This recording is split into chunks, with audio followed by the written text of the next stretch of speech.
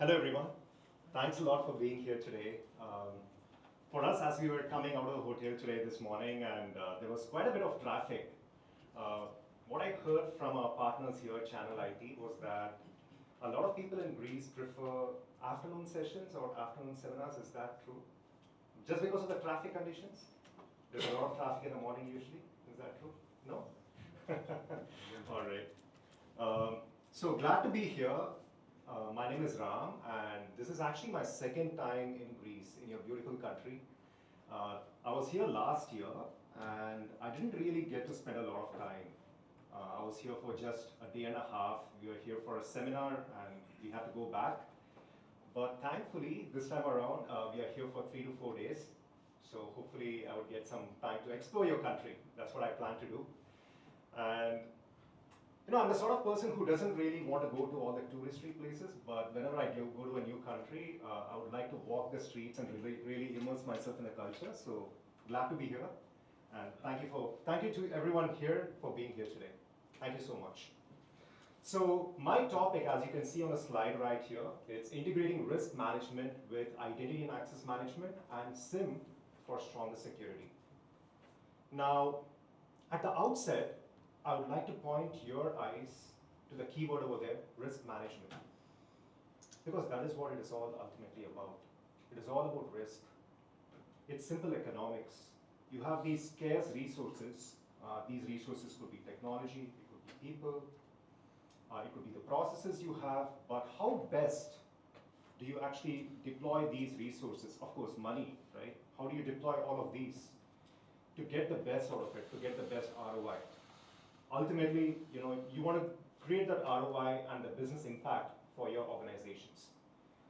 Now, when it comes to cybersecurity, it's no different. You're making all of these investments. You all heard about, logging and auditing and real-time cybersecurity. But how do you make those decisions? How do you actually decide what tools do you actually invest in? Or how do you decide that the awareness of your users is the biggest problem? How do you decide all of that? Well, that's why you would need risk, and you would need a way to analyze the risks that you have. And over the next 40-45 minutes or so, I would like to get you introduced to this concept of risk management and how that is well integrated with your IAM and SIEM strategy. I would also like to point to a couple of cyber attacks that have afflicted companies in Europe in the not too distant past.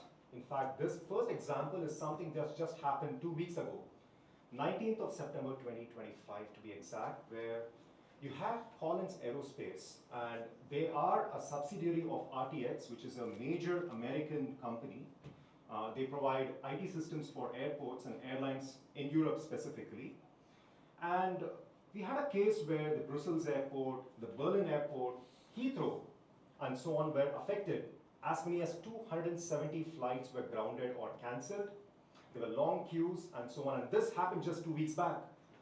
What really happened was that their onboarding system, their Muse software got affected, and it was a ransomware attack. Ultimately, we got to know that it was a ransomware attack. The vendor in the beginning said that it was a cyber-related disruption, but it was actually a ransomware attack. That is what ENISA finally, their investigation revealed. And the reason for that ransomware attack taking place was that, the tried and tested social engineering. The attacker was able to get that initial foothold because of social engineering. And once they got their foothold, that initial entry, from there it would just be a process of, installing the malware and then evading defenses, going further, into the network, privilege escalation, lateral movement, ultimately encrypting files, and then the ransom note, right? The 5-step ransomware process. So that's what happened. And MFA was also not configured. So it's back to the basics. It's the simple things that are not being done. Then we had the Hellenic Open University ransomware attack as well. Ransomware is all the rage right now. So I'm bringing up 2 cases of ransomware, and 813 GB of personal, academic, financial, health data was stolen. Of course, universities do store a lot of different types of data apart from just the academic data. So all of that was stolen and leaked into the dark web. It doesn't stop there, right? All of this information that's leaked into the dark web, maybe it gets sold to other attackers, and they can use all of this information for further attacks, for social engineering, for example. So it's a chain of events that could, very well go into the future as well. So that is the kind of problem that we are up against, which is why, these attacks, right, they demonstrate to you why you would need solutions such as a SIEM or IAM or EDR or any of the other cybersecurity solutions that you would want to invest in, where you would actually make an analysis and say that, yes, this is, going to give us the ROI, and this is how we, this is the solution that we would need to decrease our risk. So this is the role of SIEM. On the right-hand side here, you have credential misuse detection. So in case there is a misuse of a credential, and this can be looked at or analyzed because of anomaly detection. Now, let's say that's a privileged account, and a privileged account is expected to do certain activities. That's the baseline, and the solution has learned that that is the baseline. But you feel that, or you see that there's a deviation in that baseline of expected activity. You know that there is an anomaly, and you can relate that anomaly to a risk score, and then once you get that risk score, if you can relate that risk score to an alert that you would get, see, you can connect the dots, and you would know that something is amiss. You also have data exfiltration monitoring. Maybe you can have a rule which says that this is the threshold of the data, and this is the time limit for any data to be moved. You can also have classifications of the data. So not every data is supposed to be treated the same. You can actually go ahead and tag the data as your most sensitive or public data and so on. Anytime the sensitive data is being moved, you can have rules for that, and you can get alerted in real time. You can even stop it. So it's not just about getting the alerts. For example, if let's say a lot of data is getting uploaded into the cloud, you can have policies in place and solutions in place that will stop that data upload into the cloud. Cloud Access Security Broker, CASB. Correlation across systems. Now this is one of the major things that a SIEM solution is going to give you. An event that happens in one location, right? Event A happens in one location. Let's say event B happens in another location in your network. Event C happens in yet another location in your network. Now you would need a way for connecting all three, and then not just that, you would need a way to say that this is all part of a larger incident. It's all part of one kill chain. That is something that a SIEM solution is able to do for you. Now, a lot of vendors will have a lot of these correlation rules built out of the box. But then, of course, every organization is unique. Your organization is also unique, right? So you would need a platform pretty much where you can build your own rules depending upon your use cases, depending upon the risk that you're exposed to. So that's the role of a SIEM. This is basically the pictorial representation, but one thing that I would like to point out to you here is about forensics, right? Enable forensics. So after having done all of this in real time, you'd also want to go back and learn from that particular attack, or once you submit your report at the end of the quarter, let's say to your management, you would need a way to say exactly what happened. What was the entire timeline of the event? A, B, C, D, all the way to Z, what really happened, that report. That is what a SIEM solution is going to help you do. It's going to give you that entire analytics, and from that you can learn as well. So that you don't get affected by the same sort of attack again. Because if a company is always getting under attack and it's the same sort of attack, then there is something wrong. You've got to ensure that that doesn't happen. So that's on the SIEM side. Now, SIEM is all about detection. It's about looking for the indicators of compromise, the telltale signs of an attack, and then coming to grips with it, ensuring that it doesn't cause any more damage. That is detection. You also need prevention, and you need the two to go hand in hand. And that is where you have identity and access management. So you have these principles like strong authentication, adaptive authentication, not just strong authentication, but adaptive, which goes well in hand with what we call zero trust. So in case there is a user and it's a privileged user, well, they've got to be treated differently from if they were not a privileged user. And let's say that this privileged user account is accessing something, a very critical resource, And if it's a critical resource, that's going to be treated differently than if it was not a critical resource. This user account is accessing it from a place or a geography that they are not known to working out of. And if that's the case, maybe you need additional levels of authentication in that case. So these are things that you need to have in terms of access policies and permissions. That is what your IAM is going to give you. Least privilege or role-based access control. JIT and GIA, just in time access, just enough access. Two very critical principles. Let's take a real life example. Let's say department A or person from a department, one department A, they need to work on a particular project. They're collaborating with people from department B. It's a short-term project. Maybe the project is going to run for a month. And for that 1 month, they need access to certain resources. Maybe the marketing team is collaborating with the sales team. They need access to certain resources for better collaboration and getting their work done. So there's got to be a process in place for you to verify this access. So how is that being requested? Who does it go to for approval? And where is the time limit for that access being set? How is all of that managed? And once that project is over, what happens? Like, how do you revoke access? So all of those things need to be taken care of, and that is what an IAM is going to do for you. Lifecycle management, of course, right from the time a new recruit joins an organization. Maybe it's a large organization, they join it, and then after 2 years, they switch departments. Maybe they found themselves a new role, and they need access to certain other resources. A lot of organizations, a lot of customers that I've spoken to, they wrestle with this not so good thing called privilege creep. So as an employee spends time in their organization, they start incurring a lot of privileges, permissions, which don't get revoked. But there's got to be a way to automatically do that. So is there a way in the back end you can integrate the people side of things, that is the HR side of things, to your IAM side of things, so that as and when people change roles, this gets automatically taken care of. And what happens at the very end when, let's say, a person decides to quit their job or leave the job, maybe they found something else. At that time, what happens? You first need to ensure that you disable that account and then ultimately delete that account. And how do you do that automatically?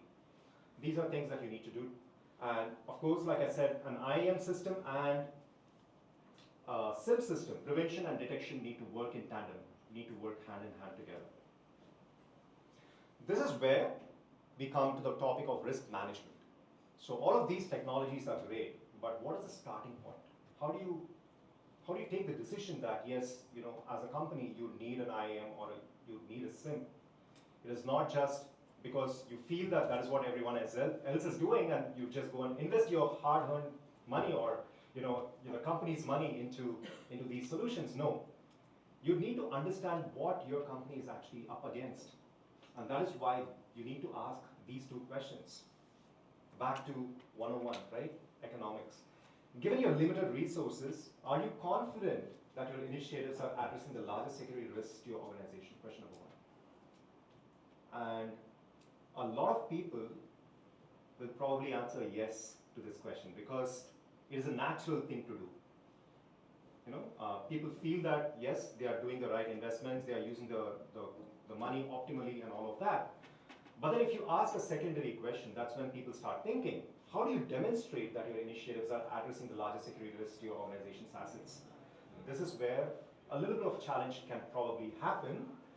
And if you have a good answer to this, that is when the CISO or the security function works very well with the finance function. So if your company has a CFO, for example, now they are both on the same page, and you then have a very strong case to say that, yes, this is the risk that we are exposed to, and if this risk was to manifest itself in the next 12 months, a particular time period, well, this is what we stand to lose as a company in terms of euros, in terms of currency. This is what we stand to lose, which is why we need to do XYZ investment into a SIM or an IAM or any other cybersecurity solution. And if we were to do this, well, this is the ROI that we will ultimately get. So this is actually a risk heat map. This is a very qualitative way of measuring risk. And it could be a good starting point if you're in the nascent stages of risk management, where you have the likelihood or the probability of a risk happening in the next 12 months, and you have the business impact, and you're just plotting it in a 2D grid from very low all the way to very high on both sides. And then you'd be looking at the risks, in terms of where that risk actually falls, very qualitative way. But then you'll be able to see exactly where your critical risks are, and you know that that is going to be your priority. Then at the end of the quarter, you'll have a plot like this once again, and you would be able to see if this particular risk, for example, which is identified as critical over here, if that particular risk has moved down, maybe it's moved in the right direction over here. It's moved there, and if that is moved over there, then you've taken certain steps to make sure that it has moved over there and you're on the right track. So that is something that you can do. It's very qualitative, but it is a good starting point. And a cyber heat map can be a data-driven decision tool. So you know that that is critical, so what do you do next? So that is a decision that this risk heat map can actually give for you. It also helps you communicate to the rest of the non-technical folks and ensure that your security function is right on track. Now, how do you get all of this? Now, there are two ways of doing this. One is using your own wisdom and experience as a security function. This is where you would probably ask all the powers to be in your security function, and you just take a survey, in which case it's very subjective. Or you can also use your SIEM and IAM. Maybe you have compliance mandates in place. Everybody does, of course, in Greece as well. So your SIEM and IAM data can also feed into this risk heat map. For example, you can take a look at some of these points over here. Is MFA actually enforced, and what is the percentage in case it's being enforced? Privilege accounts versus least privilege enforcement, like what is the percentage over there? Are they dormant or orphan accounts? Now this is a status report, right, that your IAM solution, for example, is able to give you, and then you can plug all of that into your risk heat map. From the SIEM side of things, you can look at the quantity of things that have not gone optimally for you over the last 1 year, or you can take whatever time frame, and you can, in a way, arrive at certain probabilities, and that will in turn feed into your risk heat map. Then it's up to you to, using your experience, look at what business impact, negative business impact would that lead to in case this risk was actually to manifest itself. So that is how you would actually use your IAM and SIEM and then feed into your risk heat map. Of course, your risk heat map itself can also give you the decision whether you need to invest in IAM and SIEM. So it works both ways. A lot of compliance mandates do say that you need IAM and SIEM solutions in place. So that is the qualitative way of assessing risk. Now, to take your game to the next level, this is where you would need a quantitative way of assessing risk. Now, this is a little more advanced, a little more rigorous in terms of getting this done.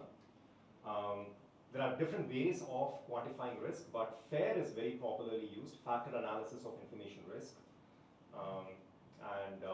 This gives you a very structured way of working through it and then ultimately coming up with that euro number, the currency, and of what a risk is actually going to be worth to your company, and like where do you actually need to invest and how much do you need to invest. So FAIR actually uses 6 forms of loss, and you can read about all of that here, right from productivity, response, replacement, fines, judgment, competitive advantage, reputation. So it is not just about the tangible things in terms of loss, but even the intangibles, things like competitive advantage and reputation. So you see how cybersecurity as a function is connected very well to the business. So it's not like we are just doing our thing and we are only thinking about the technical side of things. It's got into a place where everything is connected to the business ultimately, and that is what is going to be most impactful for you. The company is also going to recognize your efforts in that case. So this is how that works. Risk can be divided into loss event frequency and loss magnitude. How often is something bad going to happen? That is a probability. And then when it does, how bad is it going to be in terms of the magnitude, in terms of the quantity? And these will be ranges. It is not a deterministic model in that you don't have a single number here, but these are probabilities, these are distributions. probabilities in terms of the loss event frequency, and in terms of the loss magnitude, you would always come up with a range. There is no way you can say that if this risk happens, we stand to lose 100,000 euros. You can't say that, but you have a range.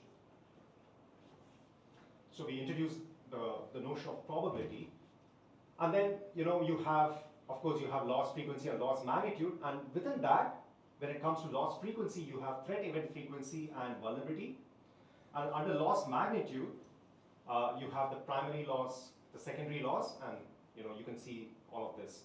So you would come up with numbers for all of these, and if you want to have a deeper conversation about that, we can always do that. But this is a very rigorous way of looking at risk. You come up with numbers for all of these, and ultimately, what you would then do is you would run some Monte Carlo simulations. Now there are resources available where you can do that, and you would run these Monte Carlo simulations, and you would get to see a graph. So that is going to be the output of that simulation. It's pretty simple. We can talk about it actually. And there you will know that, yes, this is the risk that I'm facing as a company, and this is how much I stand to lose in case this risk was to become a reality, and this is the probability that I have. So you would actually come up with a graph. And then you would know that, yes, you know what, I need to probably treat this as a critical risk, and I would probably need to invest in IAM and SIEM solutions, because I can then plug this risk, and the risk level will go down to so much, and then I stand to lose not as much. So that is a structured way of approaching this.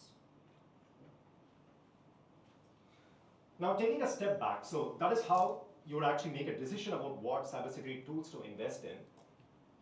Now SIEM is one of the earliest tools, right? In terms of, it's been around for a very, very long time. Right from the time, around 2005 is when people started talking about log management. So at that point of time, it was all about managing your logs, getting everything in, and then it was very much for a compliance sort of a use case. But SIEMs have evolved since then, and we as ManageEngine have also done so.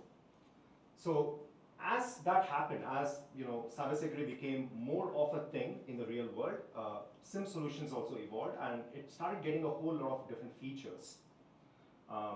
Features like AI and automation. People talk about UEBA, user and entity behavior analytics, security orchestration and automation response. So all of these features started being baked into your SIEM solution. And when I talk to our customers, this is a list of 10 over here. These are the top security operations use cases that a lot of our customers keep bringing to me about, and that's what I have on this slide right here. So these are the very simple things to do. And you can see that each of these use cases, right, in some way, shape, or form, are also connected to different stages of an attack. So if you have a ransomware attack, for example, and it has, from the very top, the standpoint, it has 5 different stages. That initial entry, privilege escalation, lateral movement, defense evasion, and all of that. And a lot of that can be, in a way, intertwined with these security operations use cases too. A SIEM, by the way, will also have, a good SIEM will also have integrations with the MITRE ATT&CK framework. So a MITRE ATT&CK framework, it was introduced in 2015. Until 2018, people were kind of talking about it, but over the last 7 years, many organizations have started using it very actively, and it still is relevant to this day. So there are, around 13 different tactics and hundreds of techniques identified in terms of cyber attacks within the MITRE ATT&CK framework. And a SIEM solution can be mapped to those tactics and techniques. And whenever those are executed in your environment, you can have ready to use rules within your SIEM solution that will identify all of that and then alert you as well. Okay.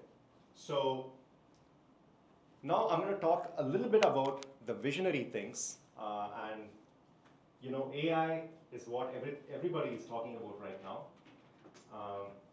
And I bring this up because as a SIM vendor, as an IAM vendor, we are bringing in all of these AI technologies within our product in this era of AI-based cyber defense. So in the good guy's hands, it's a good thing. But when AI is actually used by the wrong people, then it can be a bad thing as well. So when it comes to cyber attacks, we see more and more cases of polymorphous malware, where a malware gets into the network, and then depending upon what the realities of the network are, what kind of detections they have in place, is that a VM or is that a proper environment, all of these things, it's able to analyze and it is able to adapt itself to the realities so that it evades detection and it is actually going to be more successful. So those are things that we see in the wild right now. We also see more and more cases of data poisoning. So we have companies deploying all of these AI technologies, and we have the training model itself. Now the training model is manipulated if some malicious data is injected over there or is changed over there, it's tampered with. Then you can imagine that obviously the output that the AI model is going to give is also going to be bad. It's not going to be what you expect. It's going to be an adverse reaction over there. So this is yet another thing that we see that we are up against. We also have cases of reverse engineering where an attacker is able to look at what is happening as an output and then try to find out what the training data was, which is the real data. So we have cases of that happening.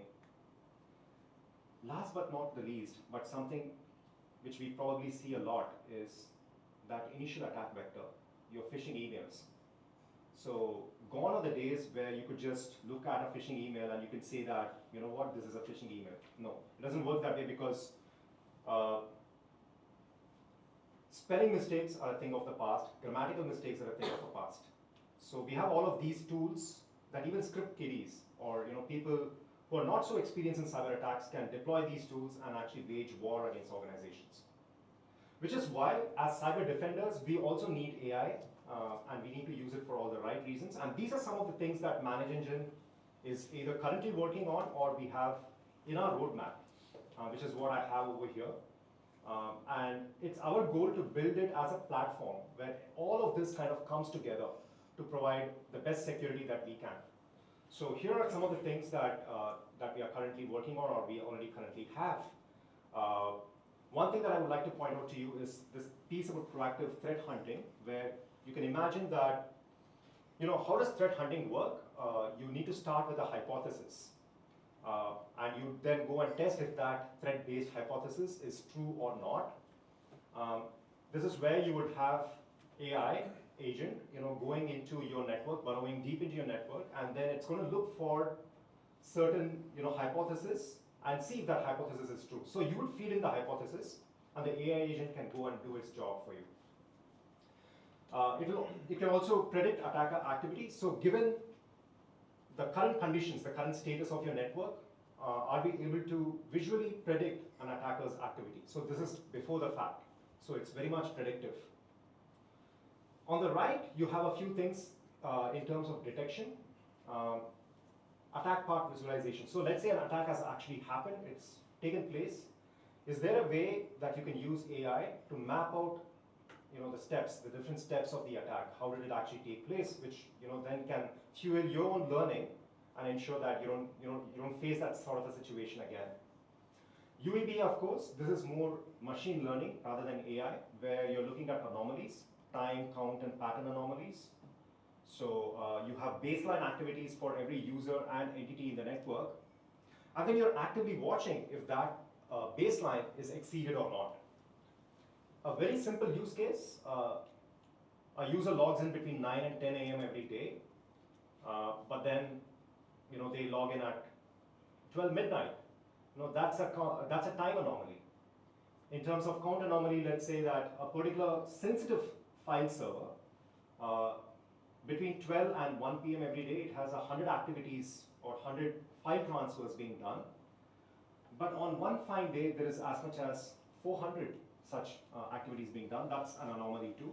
You also have pattern anomalies where you're looking at sequences of events and you're looking at if the relationship between A and B and C and so on if that is expected or not. So we use algorithms such as Markov chains and clustering to look at these anomalies and then alert you, the end user, the administrator.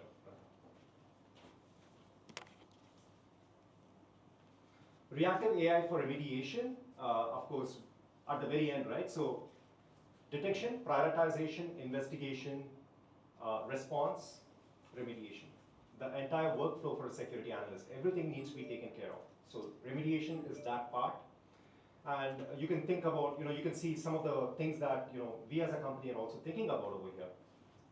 So it's not just about defending, because cyber attacks are a reality whether we like it or not. So it's about how quickly we are able to get back up and get up to speed again. So that's what this is all about. And this thing here, immersive security training simulations. So let's say that a user is doing an activity that is less than ideal. It is not malicious, they have all the good intentions, but they are doing an activity that is less than ideal. Is there a way that the system can tell that user, can educate that user about the activity that they are doing on the go, in real time, rather than waiting until the end of the year to run your awareness training programs? That just becomes a one-time activity at the end of every year. That is probably not going to be adequate in the days to come. So this is where you can actually bring in training simulations. And is there a way that we can add a VR element to it? We can not just gamify it in 2D, but a truly immersive experience. And this is, some of the things that Zoho as a company, it's our vision, we are going towards all of that. Welcome to a brave new world. In high school, I was made to read this book. I don't know if it's called It's called Brave New World. It's by Aldous Huxley. I don't know, has anyone read it?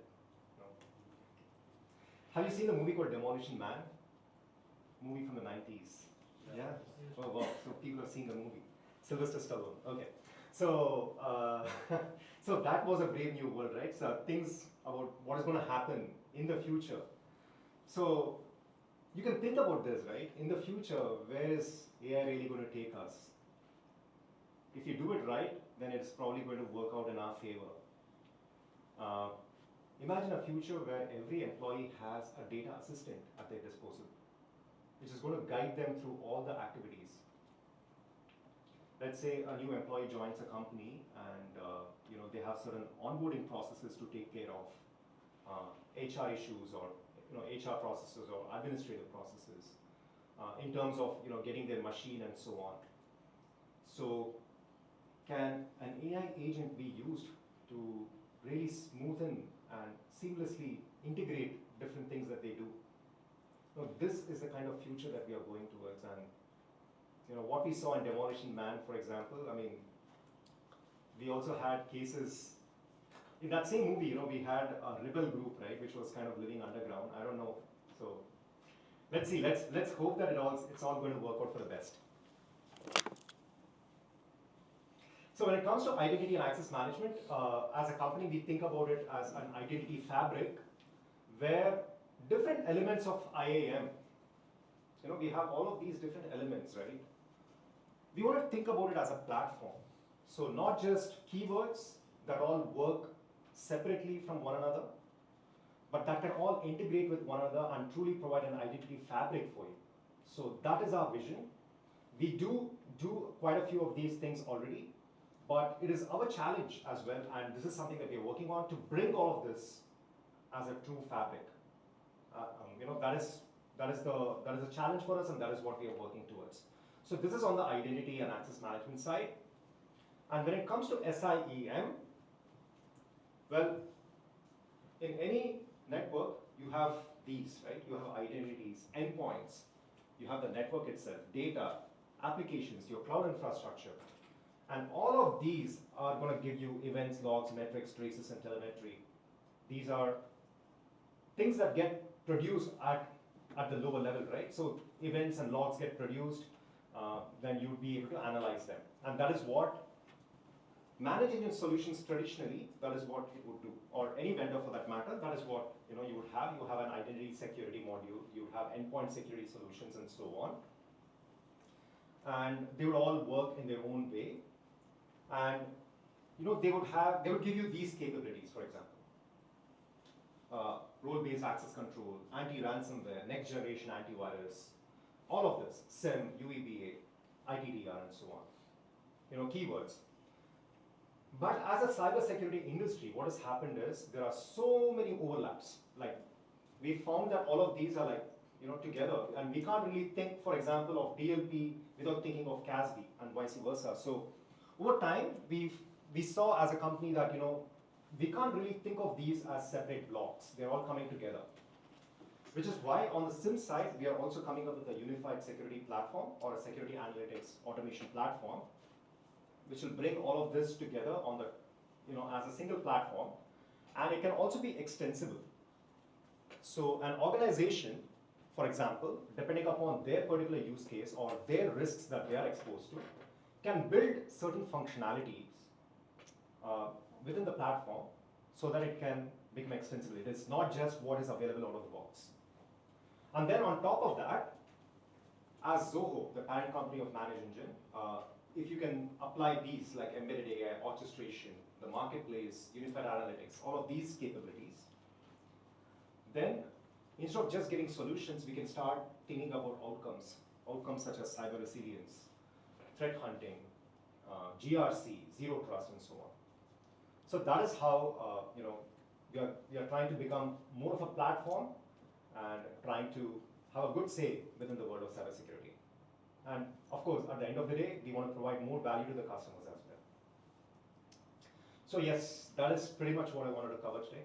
Thank you so much.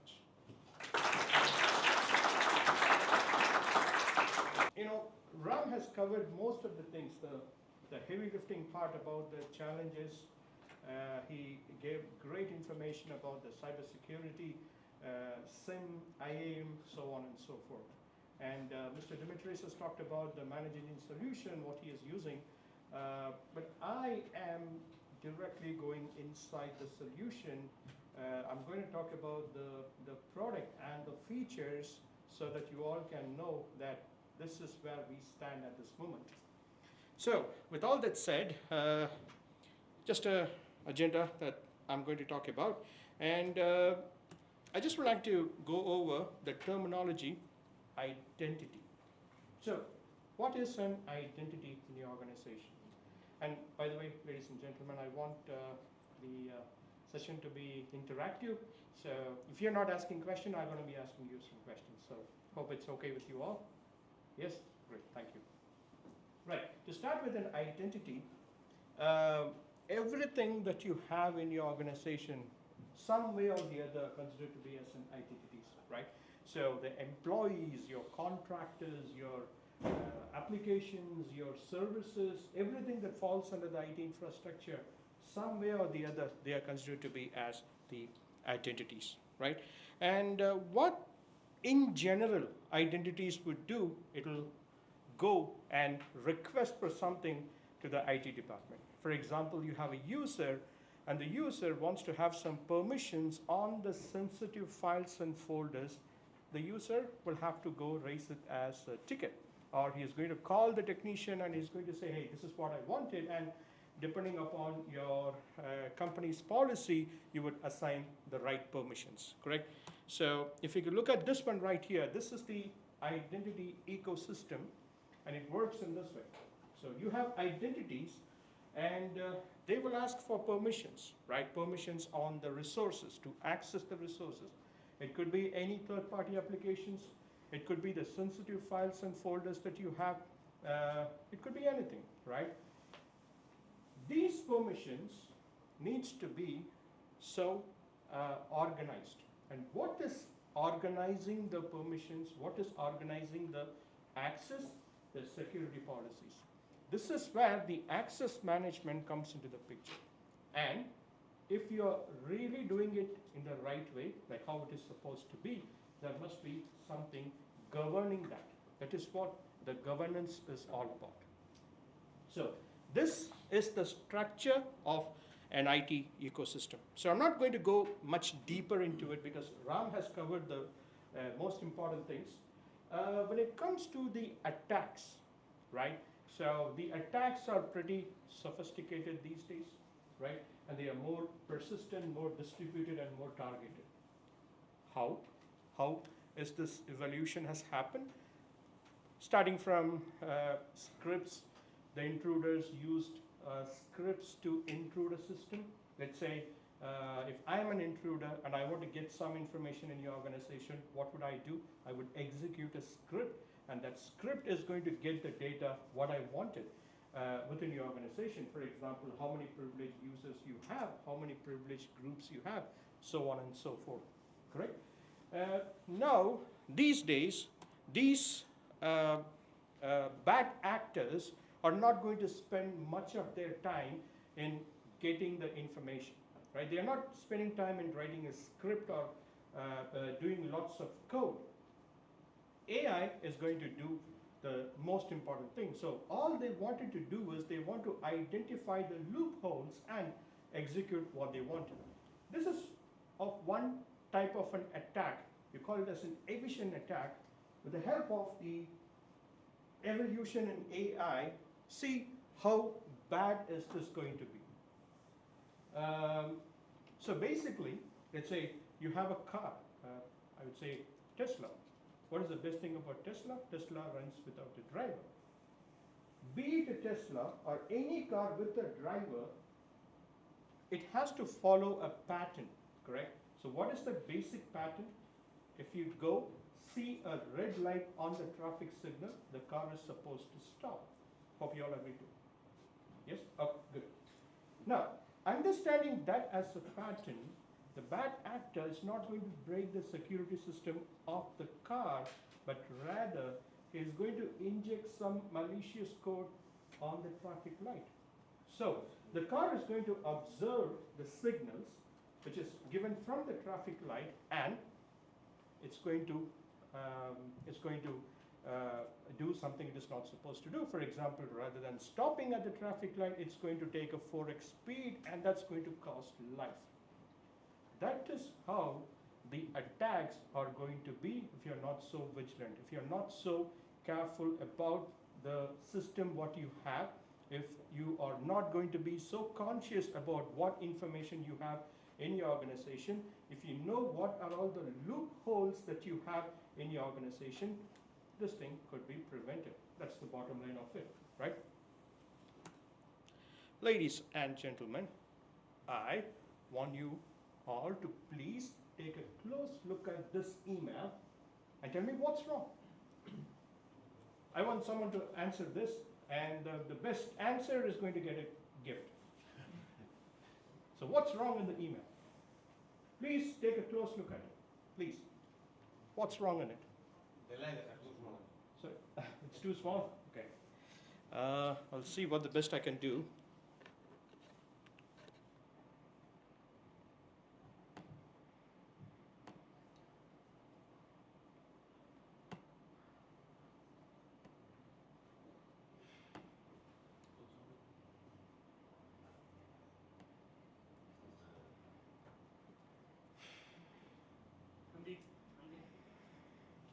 Sorry? Oh, you have something to say? Yes, sir. Please. The domain name is incorrect. Domain name is incorrect.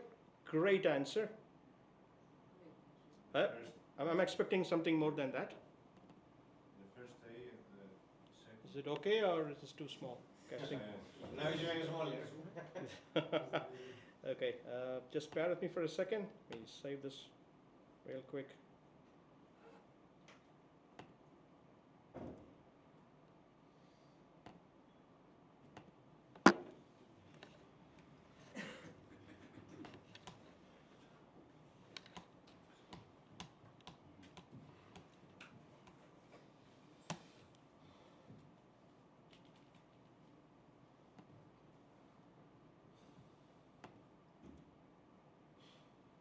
There's no, okay.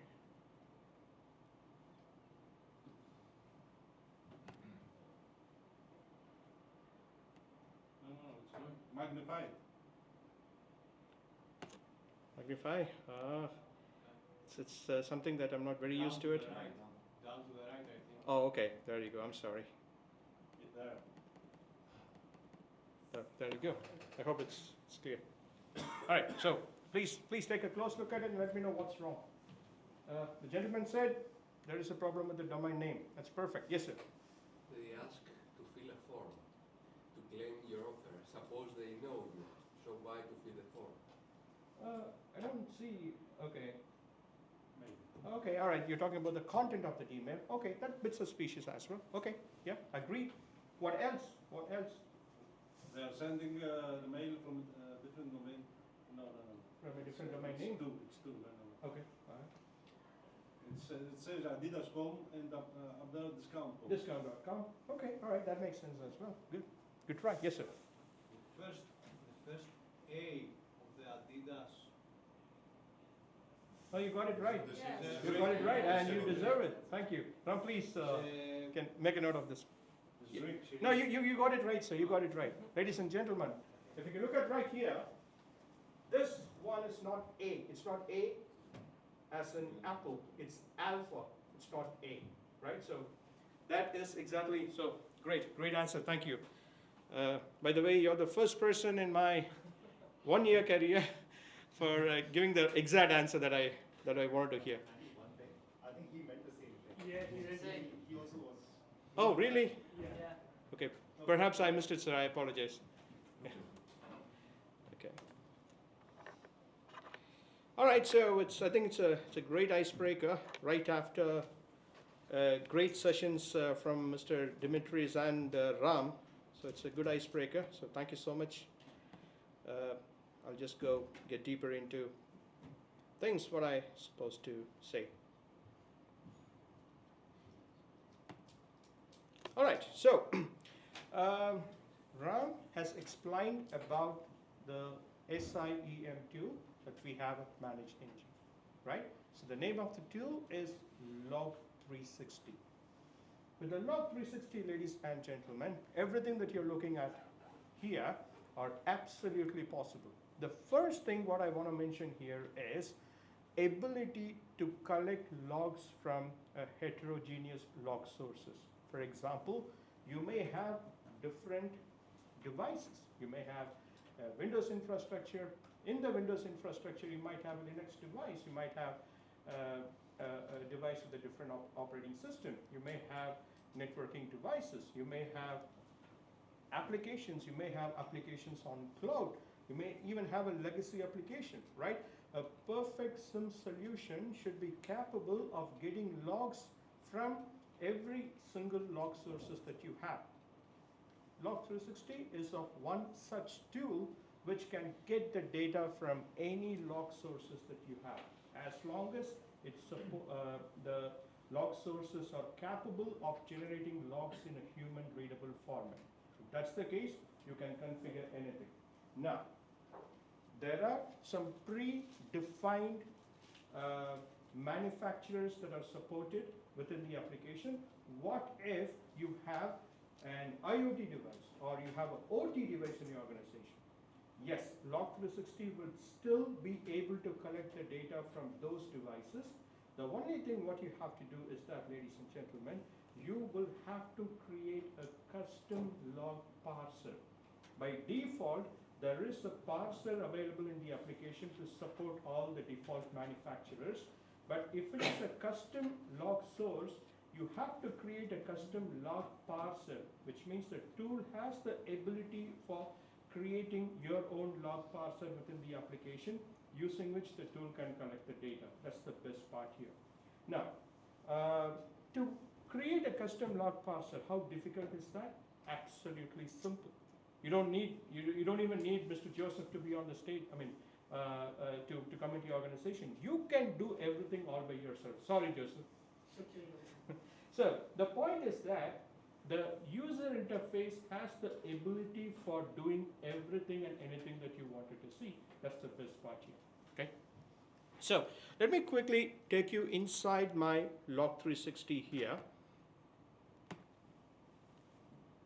This is my event log analyzer application, which is a part of the Log360. Okay. If I go click this log me, you can see all kinds of manufacturers are available here.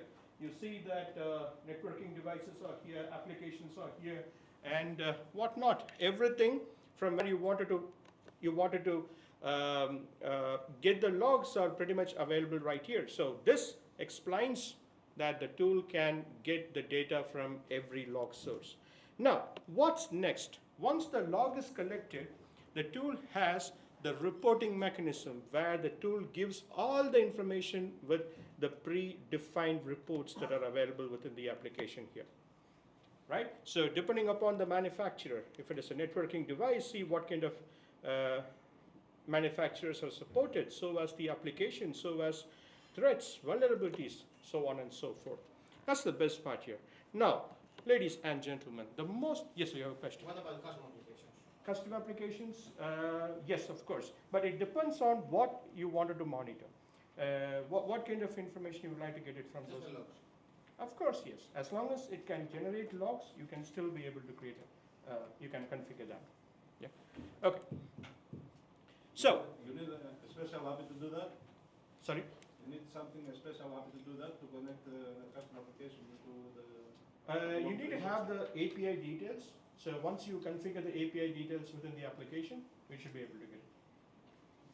Can I add? Yeah, Joseph. Can make it even more simpler if you can dump the logs of the files in any file server. They have a plugin where you can fetch every type of log through that FTP server and they import it and analyze it automatically. Simple as that. So you get the total load from the server. For example, Apache, because you cannot go into Apache, if you dump the logs in any file server in Apache, Log360 goes in intervals and does automatically import and analyze. All right, so that explains about the log collection part. And let me just explain the most important thing, the compliance. Okay, so you can see by default the tool has all of these compliance reports readily available. Okay, let's say GDPR or ISO, whatever the compliance report that are needed of an hour are pretty much readily available. What you can do here is that you can go and create a scheduler, and this scheduler will send the information to your auditors, right? So that's the best part here. Now, what happens in case of a custom requirement you have? Let's say there is a requirement for DORA, which is not available by default. Of course, ladies and gentlemen, for your information, DORA is about to come as a predefined compliance report in this section, the previous screen that I have explained you. But until then, if you want to have the DORA report to be available, you have this option. You have the compliance report that could be created all by yourself. All you have to do is just select the respective report that you wanted to see in that particular section, go and create a custom compliance, and it's readily available now. So that's as simple as such. So this is with respect to the compliances. Ram has explained you why the compliance is so essential when it comes to NIS2. If you do any violations, if you're not following the required compliances, then there is going to be a huge problem, right? So you would either end up with paying the penalty, or you might lose the customer's trust. But with these applications, see, everything is available by default and built in. Make use of the compliance reports that we have right here. So the next thing I would like to talk about is, here comes the correlation. Okay, remember, Ram has explained you about one thing: taking information from different set of sources, right? Let's say, for example, if it is let's take up an example of an attack, ransomware attack. Ransomware attack is not going to point to the respective files and folders where you have all the sensitive information out there, and it's going to rename the files and folders, correct? So a ransomware attack, if an enemy is targeting a particular files and folder, he has to travel right from the firewall. He has to compromise something in the external world. then come to the local computer, and from the local computer of any user is going to the server. From the server is going to the files and folders. From the files and folder, he is going to rename the sensitive files in order to threaten the organization, right? Now this is where the correlation comes into the picture. With the Log 360, you have all of these predefined reports readily available. These predefined reports are derived based on the rules that you have right here. So at this moment, we have 149 correlation rules are built in.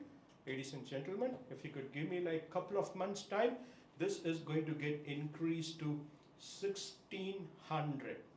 Without, you're not paying anything, 1600 rules will be available in a couple of months time frame.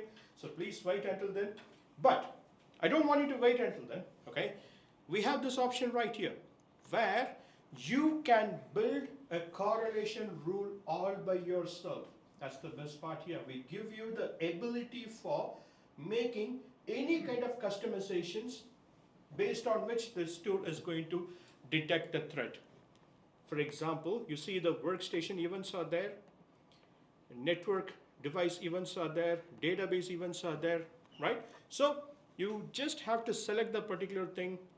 It's like a drag and drop option that we have. So this is going to help you in building your own correlation rules within the application on top of the predefined rules that Ram has explained and I have shown you here. So this will help you in detecting the threat. Okay. So now come to the factor here. A threat has been detected or an attack has been detected. You have to do some exercise, right? You have to be prepared for giving some response to the attack, correct? For example, an incident response. See what we have in the product. If at all, let's say a ransomware attack has happened, we have the ability to report that using the correlation. From the correlation, you can create an alert. So the alert is going to send an email notification to the administrators telling, hey, there is an attack has happened, so do something. Alternatively, I would say, on top of sending an email, it can also create a ticket in your ticketing software. If you're a ManageEngine Service Desk Plus customer, it's all available by default. On top of it, few ticketing tools are supported. Of course, you can have extensions for configuring any kind of ticketing software so that it can very well be integrated. But the point is how the tool is going to respond to it. On top of sending an email, on top of creating a ticket. You see this, there is something called as a workflow. Now in this workflow, there are some predefined actions that are available. I would say close to 5 or 6 actions. If that is not enough, don't worry. You have an option for creating your own workflow within the application. See, on the left-hand side, okay, you see the sequence of actions. You can use a logic, you can use some networking action, you can use some process, you can do some actions on the process, you can do some actions on the services, plenty of things that could be done right here. So this would guarantee you that actions could be taken depending upon what incident has happened in your organization. Okay, now I have a best use case right here. ManageEngine. ManageEngine has plenty of different tools. We have IAM, we have SIEM, which you're looking at right now. We have endpoint security product called the Endpoint Central. How many of you are Endpoint Central customers here? Any Endpoint Central customers? Quite a few, great. Now the Endpoint Central is going to detect any vulnerabilities that happens on your endpoint, okay? Now here, this tool, we have the UEBA capability, User Entity Behavior Analytics, which can detect the anomaly, okay? So now that we have an integration between the Endpoint Central and the Log 360, any computer that is vulnerable because that does not have the latest security patch on it, and it has some anomaly discovered by the UEBA module. This tool is going to take some action, very critical action right here. It is going to deploy the right security patch which is not on that computer. Immediately an anomaly has been discovered on that machine. So this can happen with the help of the integration that we have with the other ManageEngine product called the Endpoint Center. Hope I'm clear. Any questions here? Any questions? Are we good? Yes. We have used Endpoint Central in demo mode for about 30 clients. And I have to say it's a good tool, and we are in the course to order it on the next step. One of the next steps for that. That's great. To ensure, but for the log 360, no, not yet. Okay, all right. So I would recommend you to please try it. I think Joseph can help you with the installation or doing a POC. Absolutely. Okay, so this is, I would say, the SOAR capability that we have at ManageEngine. SOAR is an extended ability of a SIEM, which is absolutely available. Okay, now let's go to the previous topic that we have discussed. We have abilities to show reports. We have abilities to detect an attack. We have abilities to stop the attack, the SOAR capability. Okay, now comes the analysis part, right? So we have to know what went wrong, how the attack has happened in the organization, correct? I'm not sure if how many of you have seen this particular feature, if you have used the event log analyzer, ladies and gentlemen, but I would like to show this particular thing. We have something called as incident workbench, okay? Now let's talk about a scenario of a script that got executed on any of the endpoint and what kind of impact that has created on your computer. We have options like this.